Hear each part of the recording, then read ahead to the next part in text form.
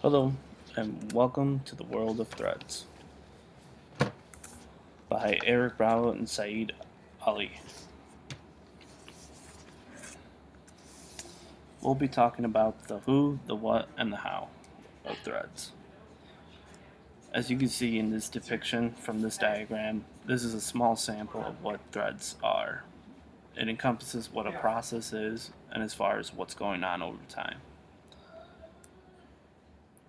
Here's a better explanation of what's happening. So what are threads? Threads are found in all processes, and each process have at least one thread. What does this all mean?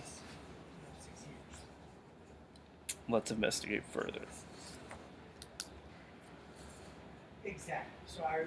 What are threads?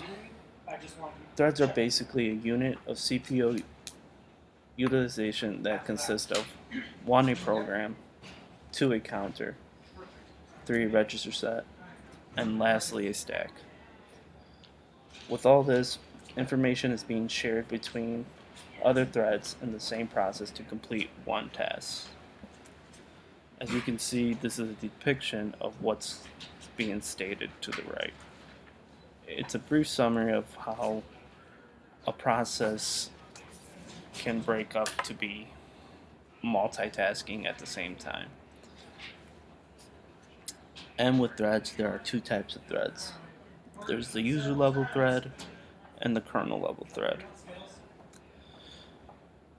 User levels are implemented by the user and not recognized by the OS, which in turn makes it the easiest to implement and causes for faster context switching and no hardware support needed.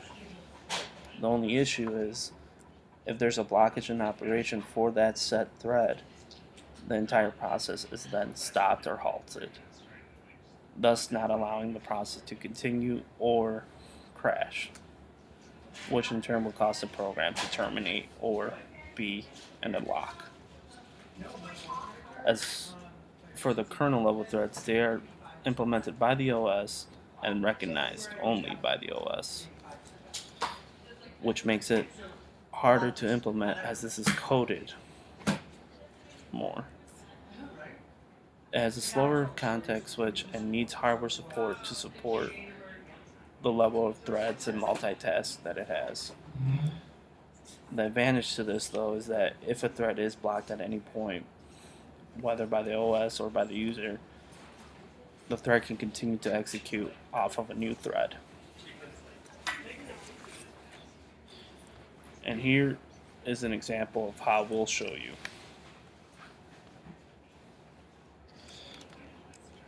As you look at this is Microsoft Word, and we use Word in our daily life as far as a student. So as you can see, as I type, spell check is trying to check if I'm spelling words right or not. This is just a small sample of what threads can be. What the advantages to multi-threads as well as I can continue to save, run operations, print. It's in the task of multitasking while completing the same process and never leaving to a new program. Another instance of this is if you look at when you create tabs, I can close tabs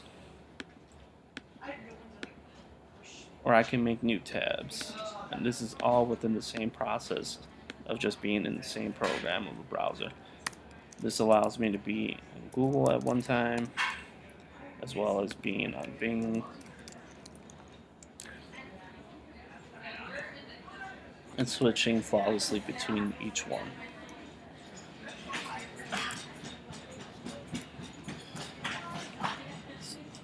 Since threads are a lightweight process, the main goal is to achieve multitasking, and this is done by dividing a process into multiple threads. And thus, there are three forms of multi-threading. As seen on the depiction to the right, you can see that this depicts how this can be an example of either a one-to-one or a one-to-many. We'll go into further detail as shown next.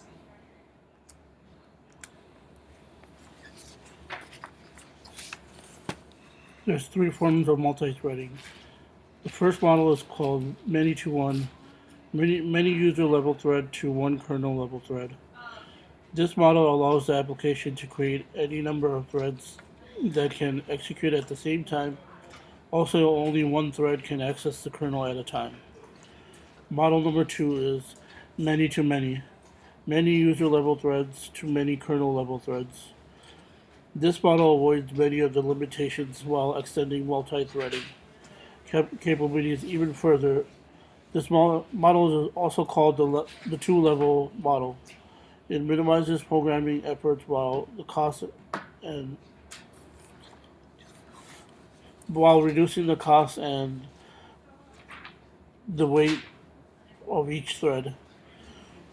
The third model is one-to-one, one user level thread to one kernel level thread.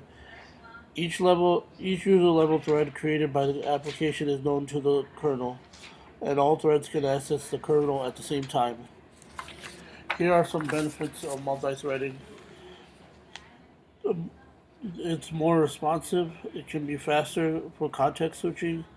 It's effective. It's effective utilization of the multi-process system. It's faster resource sharing. The communication is better and enhanced throughput of the system. In the end, multi-threading is used for everything, as far as simple as switching a tab to typing up a report to even posting this video. We hope you enjoyed the show. The end.